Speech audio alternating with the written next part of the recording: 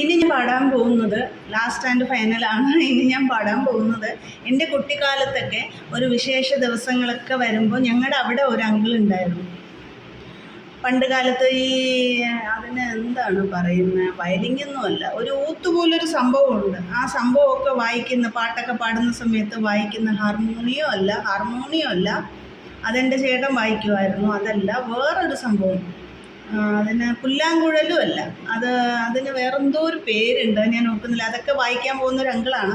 അപ്പോൾ നമ്മുടെ ഇവിടെ ഈ ഓണക്കളി അങ്ങനെ എന്തെങ്കിലും ഒരു നല്ല നാളൊക്കെ വരുമ്പോൾ പുള്ളിക്കാരൻ ഇങ്ങനെ ഈ പാട്ട് പാടി റോട്ടിൽ കൂടെ ഇങ്ങനെ ഇഴഞ്ഞിഴഞ്ഞ് പാമ്പഴയുന്നത് പോലെ ഒരു രീതിയിൽ ഇങ്ങനെ ഇരുന്ന് നിരങ്ങി ഒരു പാത്രവും കൊണ്ട് ഈ പാട്ട് പാടി പോകും.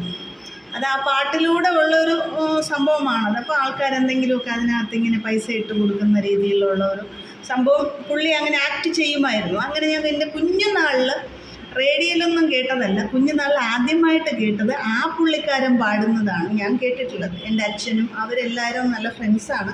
അപ്പോൾ അവരെല്ലാവരും ഒരുമിച്ചൊക്കെ ഒരു സമയത്ത് ഭയങ്കര പാട്ടൊക്കെ പാടി അങ്ങനെ ഒരു കാലഘട്ടം ഉണ്ടായിരുന്നു.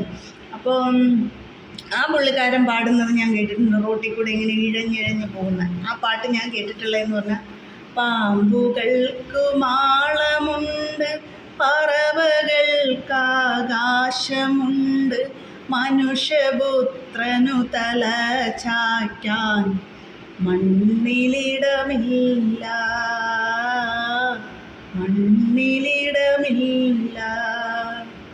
എവിടെ നിന്നും വന്നു നീ, എവിടേക്കു പോണു നീ, വിളക്കുമരമേ വെളിച്ചമുണ്ടോ, കയ്യിൽ വെളിച്ചമുണ്ടോ. പാമ്പുകൾക്കു മാളമുണ്ട്, പറവകൾക്ക് ആകാശമുണ്ട്, മനുഷ്യപുത്രനു തല ചായ്ക്കാൻ മണ്ണിലിടമില്ല.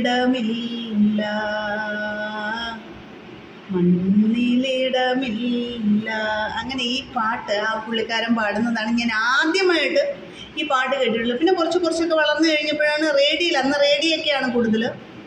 ഞാൻ ജനിക്കുന്ന സമയത്ത് റേഡിയോയാണ്, കുറച്ച് നാൾ കഴിഞ്ഞപ്പോഴാണ് TV ഒക്കെ വന്നത്. അപ്പോൾ ആ റേഡിയോയിൽ കേട്ടിട്ടുണ്ട് ഞാൻ.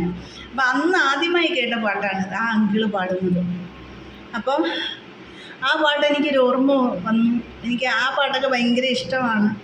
അങ്ങനെ ആ പാട്ടൊന്ന് പാടാമെന്ന് കരുതി അങ്ങനെ ഞാൻ ആ പഴയ ഓർമ്മകളിലേക്ക് പോയപ്പോൾ ഒന്ന് പാടി വന്നതാണ്.